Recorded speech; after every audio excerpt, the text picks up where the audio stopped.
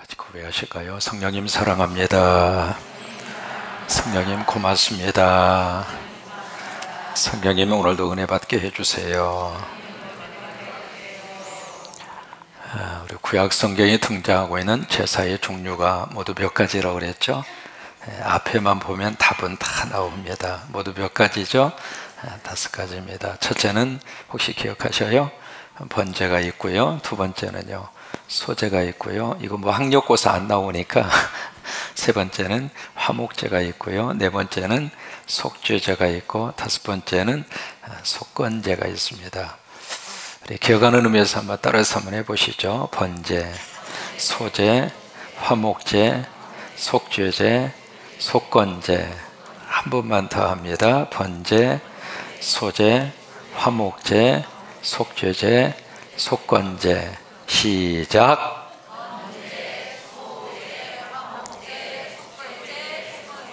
100점. 이제 이번 주일 지나면 이제 설날 명절이 다가오는데, 그 명절에 예수 안 믿는 사람이 드리는 제사, 그 제사를 말하는 게 아닙니다. 예수 믿는 사람은 여기 제사라고 하는 것은 신약 성경 시대로 바꿔서 우리가 재해석을 하면 예배입니다. 구약에는 예배를 그렇게 드린 거예요. 지금 우리는 예수님의 이름으로 성령 안에서 기도와 찬양과 말씀으로 예배를 드리는 거예요. 그래서 이렇게 하나님의 성전에 와서 드리는 이 예배가 가장 중요한 예배입니다. 왜냐하면 몸으로 드리는 거예요. 우리가 생각으로도 드릴 수 있고 정성으로도 드릴 수 있고 어디든지 우리가 예배를 드릴 수 있지만은, 이렇게 아버지 집에 와서 시간을 드리고 몸을 드리고 정성을 드리고 이럴 때 아멘 하시는 게 축복이에요. 그러니까 이게 예배의 가장 기본적인 자세입니다. 그래서 몸으로 하나님 앞에 이렇게 산제사를 드리는 것처럼, 우리가 설날에 예수 안 믿는 사람이 뭐 차려놓고 유교식으로 그렇게 드리는 예배는 예수 믿는 사람은 하면 안 됩니다. 우리는 어떻게 해야 돼요? 예배를 드리셔야 돼요. 그래서 설 명절에 여러분 드릴 수 있도록 예배 순서지가 뒤에 준비가 되어져 있으니까 필요한 양만큼 가지고 가셔서, 설 명절에 다 모이시잖아요. 모이면 그 하나씩 이렇게 다 카피하시든지 아니면 이렇게 놓아주고 그 순서대로 쭉 하시면 돼요. 여러분, 한 가지 주의할 점은, 그때 설교하신다고 생각하면서 그냥 3시간을 설교해버리면 그 다음부터 교회가 나오려고 안 합니다. 그러니까 그냥 거기 있는 대로 쭉 읽으세요. 있는 대로 처음부터 마지막까지. 그렇게 해서 예배를 드리시면 아무리 길어도 15분이면 끝납니다. 이렇게 짤막하게 하셔도 괜찮습니다. 어떤 사람 기도를 시켰더니 라면 끓여놨는데 20분 기도를 해버려요. 그 라면 먹으라는 말이에요? 먹지 말라는 말이에요? 그 사람이 기도를 하더라도 눈치 있게 기도를 해야죠. 돌예배 시간에 대표 기도를 시켰더니 장례식 기도를 하고 있어, 거기서. 이게 마음이 안 맞는 거예요. 그래서 이제 우리가 그런 제사는 절대로 드리지 마시고, 교회에서 제공한 예배 순서지 가지고 가셔서 그거 가지고 쭉 그렇게 예배로 드리시기를 바라고, 우리 구약 성서 시대에 하나님 앞에 제사를 드리는데 아까 말씀드린 것처럼 번제로 드리고 소제로 드리고 그리고 화목제로 드리고 속죄제로 드리고 속건제로 드린 거예요. 그러면 그 제사를, 예배를 드리는데 예배를 드리는 방법이 4가지입니다. 첫째는 어떻게 하냐면 불에 태워서 드리는 화제가 있고요. 그 다음에 액체 같은 것을 이렇게 부어서 드리는 전제가 있고요. 또 이렇게 하나 들었다가 놓으면 하나님 앞에 바쳐지는 거제가 있고요. 아니면 이렇게 흔들어요. 흔들 요자를 써서 요제가 있습니다. 그러니까 하나님 앞에 이 제사를 드리는 방법은 4가지. 한번 해보세요. 화제, 그 다음에 전제, 거제, 요제. 4가지 방법. 다시 한 번만. 화제, 전제, 거제, 요제. 그 4가지의 방법으로 하나님 앞에 제사를 드려요. 오늘 레위기 3장에 보시면은 어떤 제사를 다루고 있느냐면 화목제입니다. 이 화목제라고 하는 제사를 드리는 동기에 따라서, 모티베이션에 따라서 그 이름이 조금 이렇게 달라요. 내가 어떤 다시 말해서 어떤 자원하는 마음으로 이 화목제를 드릴 때는 자원제라고 합니다. 또 어떤 내가 하나님 앞에 서원한 게 있잖아요. 그 서원을 하면서 하나님 앞에 화목제를 바칠 때는 서원제가 됩니다.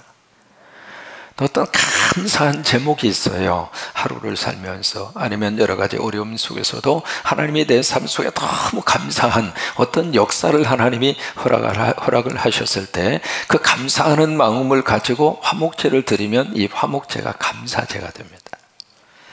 그리고 화목제라고 하는 것을 영어로는 두 가지로 그렇게 표현을 합니다. 첫째는 peace offering이라고 하는 말을 씁니다. 여러분 peace라고 하는 말 기억하시잖아요. 평화라고 하는 뜻이에요. 그래서 이 화목제를 통해서 하나님이 어떤 축복을 우리에게 주시기를 원하는가? peace, 평화를 주시기를 원하세요. 그 다음에 두 번째로 이 화목제를 영어로 fellowship 오퍼닝이라고 하는 것은 하나님 앞에 바쳐지는 것을 오퍼닝이라고 합니다. 우리가 헌금을 영어로는 오퍼링이라고 하는 말을 씁니다. 그래서 펠로우십이라고 하는 것은 친교잖아요. 헬라어로 코이노니아라고 하는 단어를 쓰잖아요. 그러니까 이 화목제를 통해서 같이 펠로우십을 하고 같이 코이노니아를 하고 같이 친교를 하고, 그래서 영어로 펠로우십 오퍼링이라고 하는 말을 그때 씁니다. 이 화목제라고 하는 것을 히브리 말로 어떻게 말을 하느냐면 제바크 슐라임이라고 하는 말을 해요. 여러분 가끔 히브리어를 소개해 드리는 이유가 있습니다. 뭐냐면 교회에 와야 들을 수 있는 언어가 히브리어입니다. 여러분 시장에 가서도가 히브리어였습니까? 교회에 와야 들을 수 있는 언어, 그 중에 하나가 헬라어, 히브리어 두 언어입니다. 그래서 이제 가끔 이렇게 소개를 해 드리는 거예요. 성경을 맨 처음에 기록을 할 때 쓴 언어가 바로 구약은 히브리어고 신약은 헬라어거든요. 그러니까 적어도 최초로 하나님의 말씀을 기록한 언어로 한 번 정도 듣는 것도 괜찮아요. 왜냐하면 이걸 들으면 치매에 안 걸리거든요. 그래서 이제 가끔씩 소개를 해드리는 거니까 그렇게 좀 기억하시고, 뭐 기억하셔도 좋고 아니면 그냥 듣고 잃어버리셔도 괜찮습니다. 아무튼 이 화목제라고 하는 말을 제바크 슐라임이라고 하는 말을 쓰는데, 그 제바크라고 하는 말의 뜻이 바로 뭐냐면 sacrifice, 희생이라고 하는 뜻이에요. 희생. 그 다음에 슐라임이라고 하는 이 말의 어원이 어디에서 왔느냐면 여러분이 익히 알고 있는 단어입니다. 그 단어가 바로 뭐냐면 샬롬이에요. 샬롬이라는 말은 들어보셨죠? 그러니까 이 쉐바크라고 하는 그 샬라임이라고 하는 희생제사 화목제를 말하는 그 뒤에 단어를 깊이 들어가서 보면 그 뿌리가 샬롬이에요. 우리가 샬롬의 단어를 기억을 하고 있잖아요. 어떤 기쁨과 어떤 평화와 어떤 화목, 그 모든 것들을 다 압축하고 있는 단어가 샬롬이에요. 그래서 우리 삶 속에 가장 필요한 모든 요소를 단어 하나로 딱 압축을 하면 나올 수 있는 단어가 샬롬이에요. 그래서 히브리 사람들은 지금도 만나면 인사가 샬롬이에요. 샬롬. 만약에 이제 자녀가 군대 가잖아요. 그러면 히브리 사람들, 특히 유대 사회에서는 아주 그 사회 자체가 굉장히 뭐라 그럴까, 여러 가지 조금 위험한 그런 요소들이 많잖아요. 늘 그게 PLO라고 해서 팔레스타인 사람들하고 늘 대치를 하고 있고, 그래서 굉장히 위험한 상황이 많이 벌어지게 되는데, 그 전쟁터로 나가는 그 아이 자녀에게 부모가 마지막으로 해주는 말이 샬롬이에요. 그 말 속에 부모의 마음이 다 담겨 있는 거예요. 서로 이제 남자와 여자가 만나서 이제 자녀들이 결혼하잖아요. 결혼할 때 부모로서 하고 싶은 말이 많잖아요. 그런데 그 모든 말을 딱 한마디로 압축해서 샬롬, 그러면 다 끝나는 거예요. 샬롬.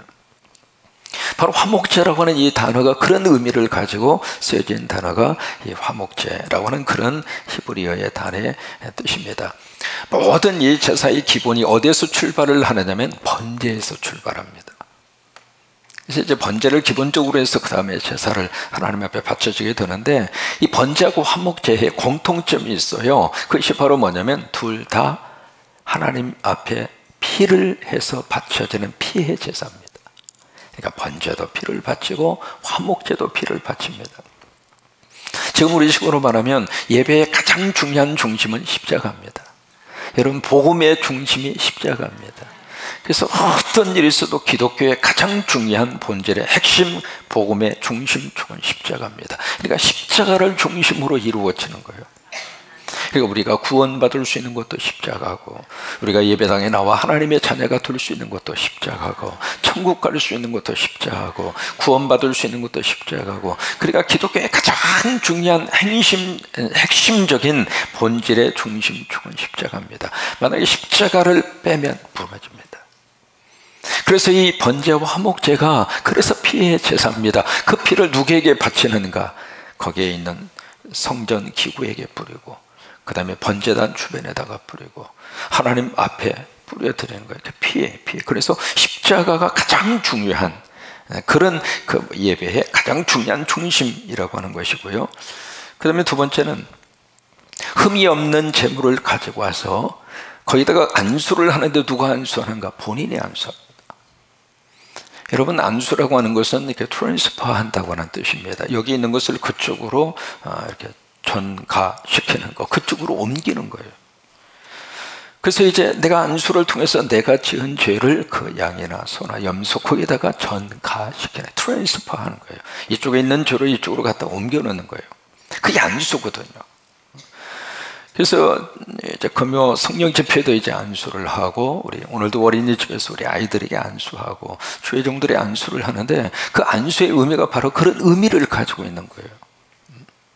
그래서 이제 이 제물을 가지고 오면 제물 그 머리 위에다가 본인이 안수하는 거예요. 본인이. 왜 그럴까요? 죄는 누가 지었느냐면 내가 지었어요. 근데 희생은 지금 누가 당하는가? 소나 양이나 염소가 희생을 당해요. 그러니까 내 대신에 그 양과 소와 염소가 희생을 당할 수 있도록 내가 지은 그 죄를 그 제물에다가 전가시키는 거예요. 트랜스퍼를 시키는 거예요. 그 다음에 두 번째로 그 제물을 누가 잡는가? 본인이 잡습니다. 본인이 잡으면서 그런 마음이 들지 않겠어요? 죄는 내가 짓고 죽는 건 네가 죽는구나. 여러분, 십자가의 거룩한 영성이 바로 그겁니다. 죄는 내가 짓고, 십자가에서는 누가 돌아가셨는가? 주님이 돌아가셨죠. 그러니까 예수님이 돌아가시면서 나는 죽지만 너는 살아라, 그거 아니에요. 그것이 바로 십자가 골고다의 그런 피해, 그런 보혈의 피해, 권능의 역사거든요. 그런 것처럼 이 동물을 잡으면서, 야, 잘못은 네가 하고 내가 하고 죽는 건 네가 죽는구나. 그걸 이제 하면서 뼈저리게 느끼는 거예요. 뼈저리게 느끼면서 어떤 마음을 갖는가? 다시는 내가 죄를 범하지 않아야지. 왜? 죄를 범하면 또 죄가 없는 양이나 소나 염소를 죽여야 되니까. 그렇잖아요. 다 이렇게 보면은 아이들을 데리고 와서 안수 기도를 받는 어머니들이 계시는데, 여러분 보세요. 아이들이 죄를 많이 지을까요? 엄마가 죄를 많이 지을까요? 그죠?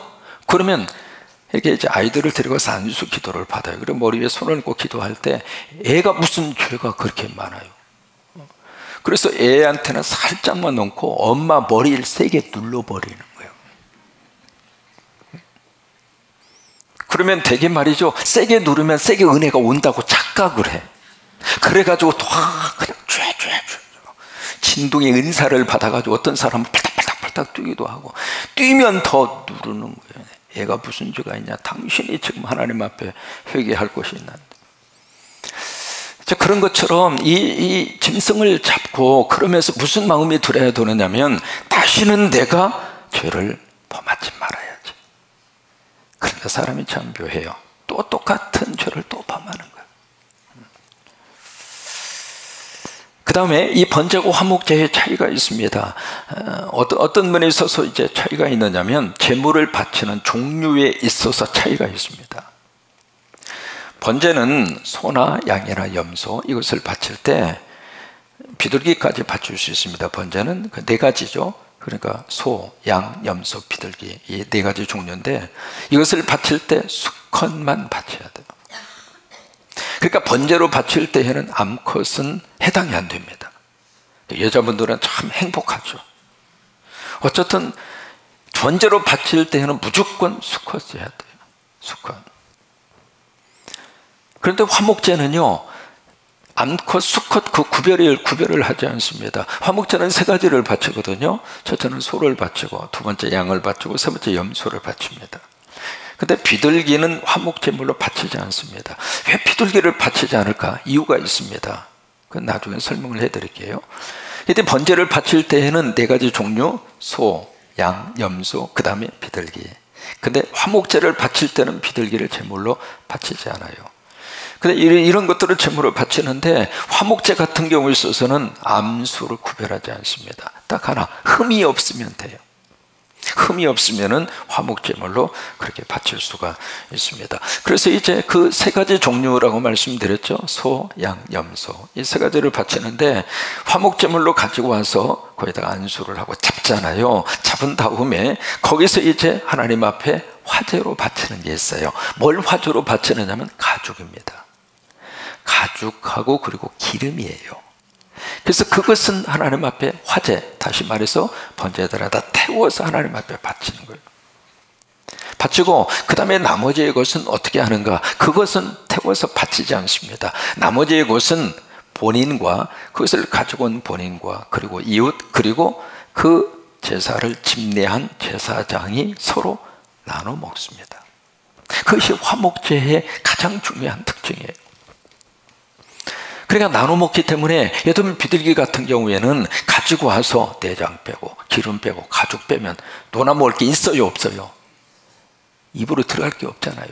혼자 먹어도 요만큼밖에 남지 않는데, 그러니까 나눠 먹을 수 없으니까 비둘기는 화목제물로 안 바치는 거예요. 여러분 이해가 되셨어요? 예. 그래서 이제 그런 제물에 있어서 차이가 있다고 하는 것을 우리가 기억을 하셨으면 좋겠습니다. 그래서 화목제물을 딱 가지고 오면은 말씀드린 것처럼 세 가지로 나누어요. 첫째는 하나님에게 바치는 몫이 있습니다. 하나님에게 바치는 것은 가죽하고 기름이에요. 16절을 보시면 같이 한번 보실까요? 16절. 제사장은 그것을 제단 위에서 불사를 지니 이는 화제로 드리는 음식이요 향기로운 냄새라. 모든 뭐예요? 기름은. 그러니까 기름은 하나님에게 드려라 이 말이에요. 여러분 여기서 왜 기름을 하나님 앞에 바치라고 했을까? 여러분 어떤 이유가 있을 것 같아요? 세 가지 이유가 있습니다. 첫째로 여러분 기름은 무엇을 의미하는가? 여러분 기름지다 라고 하는 말을 할 때 그 기름이라고 하는 것은 좋은 것을 의미합니다. 이게 하나님 앞에 드릴 때에 가장 귀한 거, 가장 정성스러운 거, 가장 귀한 거, 그걸 이제 바친다. 그런 의미에서 이제 기름이라고 하는 의미를 가지고 있고, 두 번째는 건강학적인 위생학적 의미가 있습니다. 사람이 기름을 많이 먹으면 어떤 병이 생겨요? 고혈압이 생길 수 있고 고지혈증이 생길 수 있고. 그래서 여러분 기름을 많이 먹어서 좋아요 나빠요? 별로 그렇게. 성인병을 유발시키는 많은 요인 가운데 하나가 기름이거든요. 그래서 기름을 너무 많이 섭취하는 것은 입에는 참 꼬숩고 참 입맛을 땡기는 그런 맛을 가져다 주기는 하지만 이게 위생학적으로 건강학적으로 기름은 우리 건강에 별로 그렇게 도움이 안 돼요. 그런 의미에서 하나님께서 기름을 하나님께서 대신 취하시는 거고, 그 다음에 세 번째, 기름은 어떤 의미를 가지고 있는가? 아주 중요한 영적인 의미가 기름 속에 담겨져 있습니다. 바로 성령입니다. 성령. 그러니까 여기 16절에 있는 말씀대로 기름은 누구의 것이에요? 하나님의 것이라고 그랬어요. 그것을 취하지 말라 그 말입니다. 그것을 다른 말로 말하면 성령을 소멸시키지 말라 그 말이에요. 성령은 먹으면 안 됩니다. 성령은 우리 안에서 타올라야 돼요. 성령의 불길을 우리가 끄면 안 됩니다. 그러니까 성령을 내가 먹어버린다고 하는 것은 성령의 불을 꺼버리는 거거든요. 그래서 그것은 하나님 앞에 드리라 그 말이에요. 그러니까 기름은 여호와의 것이라고 하는 것은 성령의 거룩한 역사가 하나님을 통해서 오잖아요. 그래서 기름을 하나님 앞에 바치라고 하는 거예요. 두 번째로 제사장의 몫이 있습니다.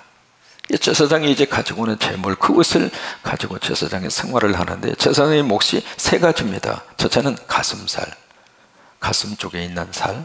그 다음에 두 번째는 갈비살. 그리고 세 번째는 우측 뒷다리. 그게 제사장 겁니다. 그게 구약시대에 그랬다 그 말이에요. 혹시 여러분 집에서 닭을 잡은 다음에 가슴살하고 그 다음에 닭 갈비살이 있나요? 갈비살하고 오른쪽 뒷다리 가지고 오지 마시고, 이제 구약성서 시대에 이제 제사장들이, 그게 제사장들의 몫이에요. 그 세 가지 그 부분이. 그리고 나머지 모든 것들은 누가 먹는가? 그 재물을 가지고 온 본인과 그리고 이웃이 같이 먹는데, 여러분 보세요. 만약에 소를 잡았다. 그 소를 잡고 나머지 것을 다 그 다음에 가죽하고 그리고 기름은 하나님 앞에 바치고 제사장에게 그 세 가지 가슴 부위하고 갈비살하고 그리고 이제 그 오른쪽 뒷다리 딱 떼어서 제사장에게 드린다 하더라도 나머지의 몫이 작을까요? 아니면 조금밖에 안 남을까요? 생각보다 많습니다. 생각보다 많은 이것을 어떻게 하는가? 먹어야 돼요. 먹는데 어떻게 먹는가? 레위기 7장으로 한번 가서 보세요. 7장 15절에 보시면 먹는데도 이제 먹는 방법을, 규칙을 여기서 말씀을 하시고 있습니다. 15절에 보시면 7장 15절, 감사함으로 드리는 화목제물의 고기는 드리는 언제 먹어요? 그날 먹어라 이 말이에요. 그것을 냉장고에 집어넣었다가 1년 후에 먹고 한 달 후에 먹고 그렇게 하지 말라 이 말이에요. 또 그때는 냉장고도 없었잖아요. 그러니까 화목제물의 그 고기는 그날 먹어야 돼요. 그날 먹어야 되고, 그러니까 양이 아무리 많은 화목제물의 양이라 하더라도 그날 반드시 그날 해지기 전에 다 먹어요. 조금이라도 이튿날 아침까지 두지 말지니라. 그날 먹어요. 그날 먹어요. 여러분, 여기 화목제물 속에 어떤 의미를 가지고 있는가? 평화라고 말씀드렸잖아요. 그 평화가 바로 뭐냐면 우리의 화평은 내일로 미룰 일이 아닙니다. 서로 간에 얽혀져 있는 거 풀고 서로 화해하고 서로 이해하고 용서하고 그것을 내일로 미루지 말라고 하는 거예요. 그날로 해결을 하라고 하는 거예요. 여러분, 예배 드리면서 마음속에 뭔가 그런 것들이 떠오르면 빨리 하나님 앞에, 하나님 회개합니다. 그러니까 말씀을 들으면서도 그런 것들이 머릿속에 떠오르면 영으로 기도하세요. 하나님 회개합니다. 하나님 용서해 주세요. 풀어지게 하여 주세요. 그 관계가 원만하게 회복되도록 하나님이 도와주세요. 그렇게 여러분, 그래서 이 화목제물 서로 평화하고 어떤 펠로우십, 친교를 나누는 이것이 내일로 미뤄지지 않도록. 에베소서 4장 26절의 말씀 기억하시죠? 분을 내어도 죄를 짓지 말며 해가 지도록 분을 품지 말라. 살다가 보면 화나는 일 많잖아요. 화 그 자체가 사실은 죄가 아니거든요. 감정 그 자체가 죄는 아닙니다. 그러나 그 감정이, 좋지 않는 감정이 내 속에 쌓이면 마귀와 사탄이 치고 들어온단 말이에요. 그런 틈을 주지 않도록. 그래서 같이 이제 이것을 먹으면서 사람이 참 묘해요. 입이 열리면 뭣도 열려요? 마음도 열립니다. 참 묘합니다. 이게 호주머니가 열리면 입도 열리고 입이 열리면 마음이 열리는 거예요. 중요하니까 한번 해보세요. 호주머니가 열리면 입이 열리고 입이 열리면 마음이 열린다. 그래서 예수님이 제자들하고 계속 식사를 많이 하신 거예요. 왜요? 이게요, 입이 열려야 사람은 마음, 닫힌 마음이 열어져요. 그래서 어쨌든 좀 관계가 조금 묘하다 싶으면은 빨리 여러분 식사 한번 하시는 게 좋아요. 식사를 하시다 보면 이게 다 풀어지는 거예요. 밥 먹다 보면. 이세 저세 가운데 최고는 먹세라고 그러잖아요. 길 중에서 최고로 좋은 길은 위로 내려가는 길이다 그러잖아요. 그러니까 예수님이 오병이어의 기적 우리 기억하잖아요. 베세다 들녘에서 복음 전가하시다가 말씀에 심취하다가 보니까 때를 놓쳤잖아요. 그래서 이 군종들 흩어놓으면 집에 갈 때까지 허기질 것 같으니까. 그래서 마태복음에는 그렇게 말씀을 하세요. 내가 이들을 굶겨 보내지 아니하겠노라. 그렇게 말씀을 하세요. 뭐냐면 이 사람이 이게 배가 고프고 뭔가 이렇게 조이면 신경이 날카롭잖아요. 그런 마음이 다친단 말이에요. 그래서 가능한 한 우리 구역 식구들끼리 서로 집에서 각 한 가지씩 해가지고 오시더라도 그냥 모여서 같이 그냥 콩한죽이라도 넣어놔 잡수시고 라면이라도 끓여서 같이 잡수시고 이제 서로 먹는 거예요. 먹으면서 이제 화목제가 이루어지는 거예요. 두 번째로 레위기 7장 20절에 보시면 먹어서는 안 되는 사람이 있습니다. 7장 20절에 만일 몸이 레위기 7장 20절, 만일 몸이 부정한 자가 여호와께 속한 화목제물의 고기를 먹으면 그 사람은 자기 백성 중에서 끊어질 것이다. 그러니까 부정한 사람은 그 거룩한 그 음식에 손을 대지 말라, 바로 그 말이에요. 그러면 이 화목제사를 통해서 하나님이 주시는 메시지가 어떤 메시지일까? 몇 가지 메시지가 있습니다. 가장 먼저 중요한 것은 아까 말씀드린 것처럼 피해 제사입니다. 그리고 우리가 성전을 출입을 할 때 가장 중요한 것은 바로 예수 그리스도의 보혈의 피예요. 이스라엘 백성들이 출애굽을 할 때 결정적으로 그들을 살려낸 것은 임방과 문설주에 발라져 있는 어린 양의 보혈의 피였어요. 그런 것처럼 예수님의 보혈의 피가 바로 이 성전을 출입하는 모든 성도들에게 있어서 가장 중요한 중심이에요. 세상을 살면서 막 이런저런 가슴앓이와 아픔과 범죄와 나도 모르는 사이에 하나님 앞에 세균이 감염이 되는 것처럼 나도 모르는 사이에 하루를 살면서 여러 가지 오염되고 그리고 지치고 상처받고 그것을 어떻게 하나님의 권능과 능력으로 치유하시느냐면 보혈의 거룩한 피로. 그래서 여러분 아이들 공부하고 있는 방에다가 꼭 손으로 하셔도 좋고 아니면 마음속으로 하셔도 좋고 보혈의 피를 꼭 선포하세요. 가끔씩 여러분 가셔서 책상을 탁 잡고 예수 그리스도의 보혈의 피로 꼭 기도해 주시기 바랍니다. 왜 아이들이 말이죠, 지금 그 아이들 속에 침투하는 나쁜 악성 바이러스의 그런 프로그램들이 얼마나 많아요. 핸드폰을 통해서 뭐 인터넷을 통해서 컴퓨터를 통해서 말할 수 없을 정도로. 그러니까 이게 보혈의 피로 싹 하나님께서 지켜주시지 않으면 나도 모르는 사이에 그 속에 빨려 들어가는, 그렇지 않도록. 그렇다고 엄마 아빠가 24시간 감시할 수도 없잖아요. 감시해도 그들의 뛰어난 그 핸드폰 그리고 스마트폰 그리고 이 인터넷 그 실력을 엄마 아빠가 못 따라갑니다. 패스워드 다 걸어놓으면 풀 수도 없고요. 책상에 앉아서 공부 열심히 하는 줄 알았더니 딴짓하고 있네. 그래서 너 뭐하니? 그랬더니 아무것도 아니요. 그리고 싹 닫아버리면 어떻게 해볼 수도 없어요. 그러니까 임방과 문설주에 예수 그리스도의 보혈의 피를 바르는 것처럼 우리가 우리 아이들의 책상 위에다가 보혈의 피를, 우리 아이들 방에다가 보혈의 피를. 그 다음에 두 번째로 이 화목제는 소제 다음에 옵니다. 그렇죠? 맨 처음에 번제가 있잖아요. 번제가 있고 그 다음에 소제가 있고 그 다음에 화목제입니다. 그러니까 이 번제를 통해서 우리는 죄를 용서받아요. 그 다음에 소제를 통해서 용서받은 것이 너무 감사해서 하나님 앞에 헌신하고 봉사해요. 그게 소제예요. 그래서 고운 가루에다가 거기다가 기름을 붓고 유향을 붓고 소금을 부어서 하나님 앞에 바치는 게 그게 소제잖아요. 그러니까 번제를 통해서 내가 지은 죄를 다 용서받고, 그래서 하나님의 은혜가 너무 고마워서 그 다음에 소제를 드리는 거예요. 그 은혜가 너무 감사해서 이렇게 마리아로 하나님 앞에, 이게 소제거든요. 오늘 소제 바친 거예요. 그러니까 하나님 앞에 이렇게 헌신하는 거예요. 교회 학교에 교사로 헌신하고 그 다음에 새벽 기도로 헌신하고 하나님 앞에 직분으로 헌신하고, 이 소제거든요.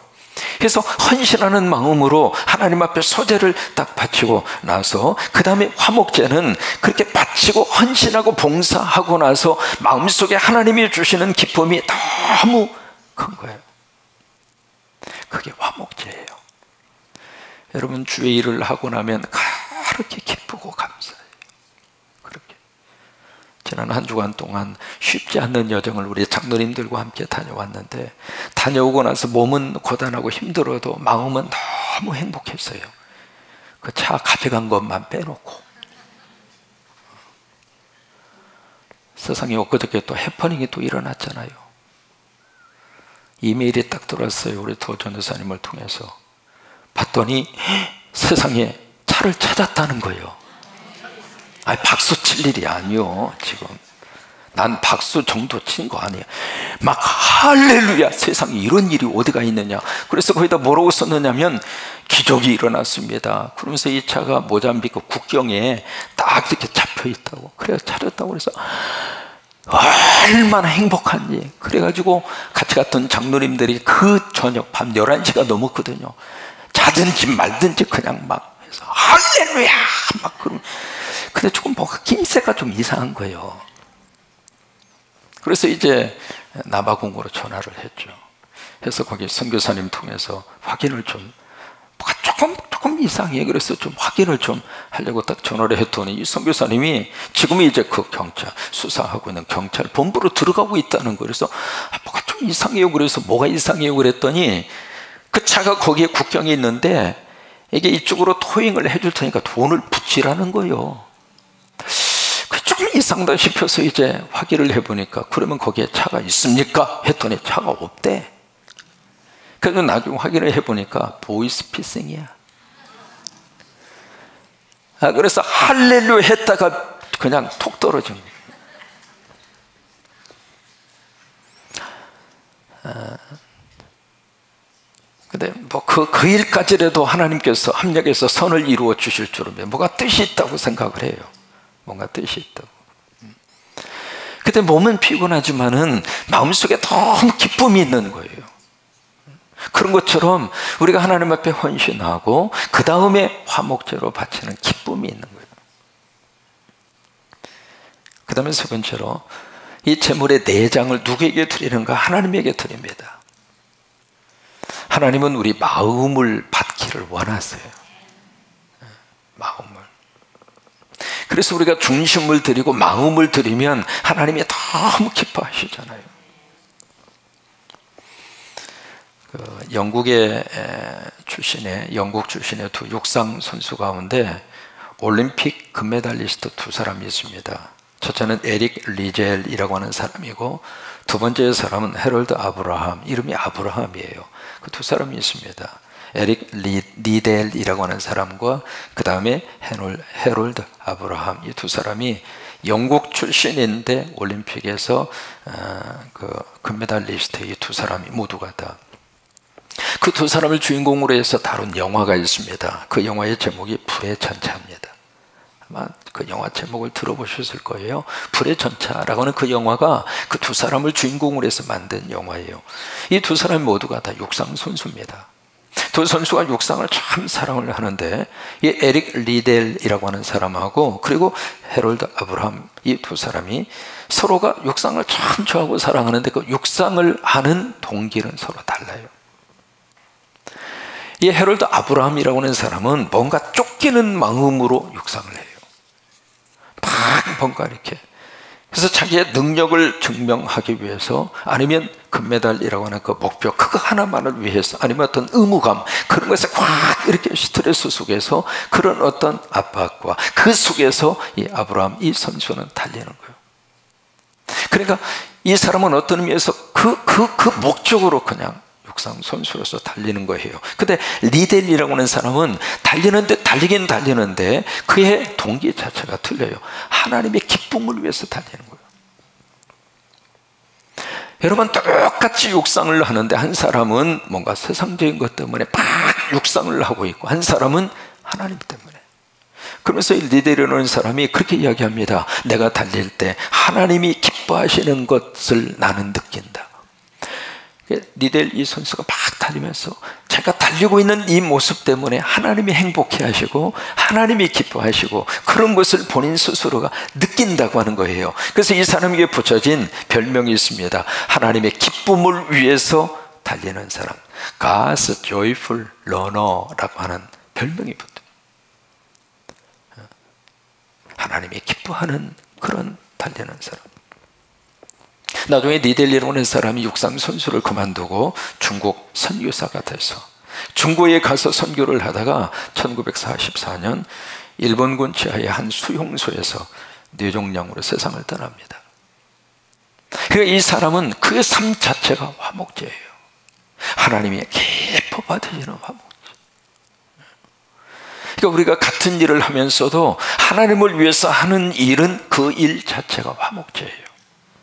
직장에서 그 일을 하면서 그 일을 통해서 내가 하나님을 위해서 집에서 가정일을 하면서 그러니까 어느 일이든지 내가 지금 설거지를 하면서도 하나님 생각하고 설거지하면 그게 화목제물이에요. 미국의 시골 교회에 홀로 5명의 아이를 기르고 있는 집사님이 계셨어요. 남의 집에 헛되는 일을 하면서 그러면서도 아이들을 기르고 그리고 신앙생활을 하시는데, 이분이 매주마다 하나님 앞에 헌금을 하는데 5센트를 헌금해요. 여러분, 5센트면 한국 돈으로 얼마나 될까요? 아주 작은 액수죠. 그래서 매주마다 하나님 앞에 헌금으로 바치는 거예요. 그때 이제 그런 그 집사님의 사정을 누가 알았느냐면 그 교회에 좀 부유한 사람이 그 사정을 아는 거예요. 알고서 마음속에 참 아이들 데리고 저 작은 월급을 받아서 그렇게 사는 것도 힘들 터인데 거기다가 매주 5센트 헌금? 이 부자 입장으로서는 그렇게 큰 돈은 아니지만 저 가난한 집사님의 입장으로서는 얼마나 큰 액수일까, 그 생각이 드는 거예요. 그 마음도 참 고마운 마음이죠. 그런 마음에 감동이 있다고 하는 것도 그것도 성령님이 주신 마음이잖아요. 그래서 이 돈 있는 이분이 어떻게 좀 도와줄까 그러다가 목사님에게 찾아갔어요.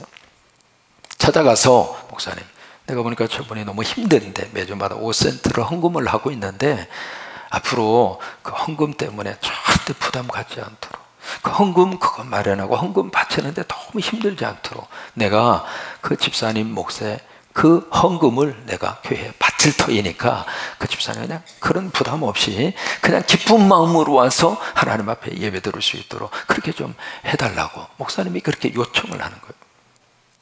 그래서 이제 그 얘기를 듣고 목사님이 그 집사님 불렀어요.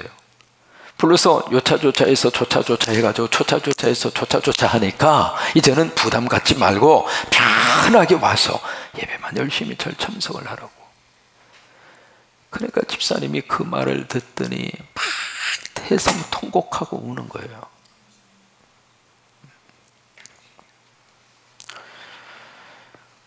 울면서 뭐라고 이야기하느냐면, 비록 내가 남의 집에 빨래를 하고 청소를 해주고 그래서 고생스럽게 내가 살고 있지만 하나님 앞에 매주마다 5센트를 바칠 때마다 나는 너무너무 행복했다고. 그런데 왜 남의 행복을 뺏어가려고 그러느냐고. 여러분, 그게 화목제입니다. 그게 화목제예요. 하나님은 우리가 바쳐지는 헌금조차도 화목제로 받으셔요. 화목제로. 여러분, 이 화목제의 거룩한 축복이 우리 안에 아름답게 이루어질 수 있게 되기를 축복합니다. 좀 살다가 보니까 좀 관계가 조금 멀어지고 관계가 조금 이상한 모습으로 좀 분위기가 좀 그러면 빨리 내일 전화하셔서 010-7270-2338로 전화하셔서 빨리 식사하세요. 그게 첫째 화목제예요. 비싸고 싸고 그걸 떠나서 빨리 잡수세요. 잡수시면서 마음을 열고 잡수시면서 서로 화해하고 잡수시면서 서로 풀으세요. 이게 오래가면 오래갈수록 서로 간에 안 좋아요. 빨리 화목제를 바치세요. 부부지간에도 그런 관계가 있다면 빨리 호떡 사다 놓으시고 같이 잡수시면서 빨리 푸세요. 화목제예요. 여러분, 교회 성도와 성도 사이에 화목제가 많이 있을수록 그 교회는 아주 가족처럼 아주 좋은 분위기가 돼요. 여러분, 화목제물 많이 바칠 수 있기를 바랍니다. 일단 아멘 하고 보세요. 어쨌든 좀 저기 한 분이 있으면 밥 한 끼 먹자고 그러고 같이, 그래서 빨리 그걸 보세요. 그 화목제예요. 화목제. 이 화목제를 드리는 그 공동체마다 하나님께서 뭘로 축복을 하시는가? 하나님의 샬롬으로 은혜를 부어주세요. 그리고 내가 매일매일 하나님 앞에 드리는 헌신과 헌금조차도 하나님의 화목제로 받으셔요. 그래서 하나님께는 영광이요, 우리 모두에게는 하나님의 축복이 되시기를 주의 이름으로 축원합니다.